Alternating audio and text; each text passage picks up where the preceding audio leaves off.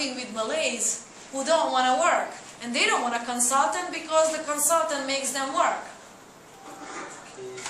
And then they never asked for a consultant in the first place. The sports minister above them parachuted in a person saying that you guys need this person because she will get you in shape. So it took me 1 year. I had 4 months. Nobody talked to me in my office. I said, very good. I went into my office every day. I worked on my dissertation for my PhD. I said to them, I need this salary. Okay? You guys don't talk to me? Very good. Every day I went into my office and I worked on my PhD. The little things what they asked me, I did it in 1 hour. What it takes them 1 week, I do it in 1 hour.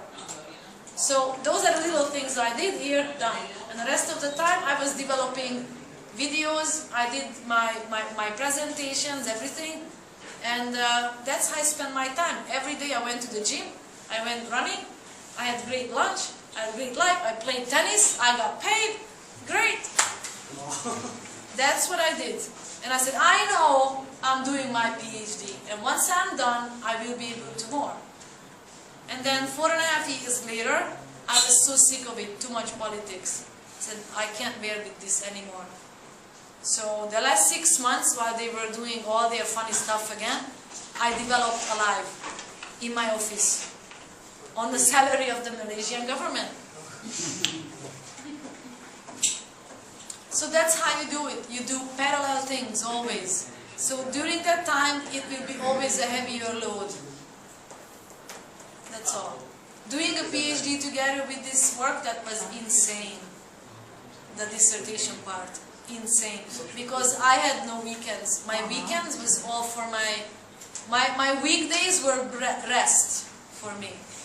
Because the weekends I could have 10 to 12 hours non-stop work at home, which is uninterrupted.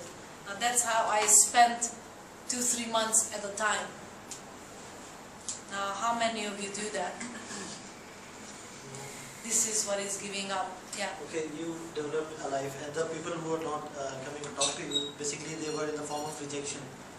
They were rejecting you as a foreigner person, telling them to do something. So when you you came to the awareness that they are doing this thing, and you developed a life also, and you knew that what are the causes and how it can change the situation. So how did this situation ended up? Like they were.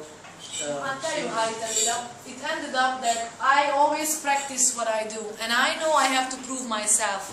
So silently, I started to do. Yeah, what I'm meaning, I started to run programs on my own. I just asked my DG, because the only person I was reportable is to my Director General, nobody else as a consultant. I said, I'm starting this. He said, okay, I'm starting this, it's okay. So I always did something to shock them. And I brought results. So I wasn't telling my boss, he was hearing it from other people that, again, what she did. And the result was coming back because the athletes were performing better. And why they were performing better was traced back to me. So that's all. I just worked quietly and I produced results. And then what happened now is I just went back now to see them. And I developed and I delivered them Enlightening the Darkness.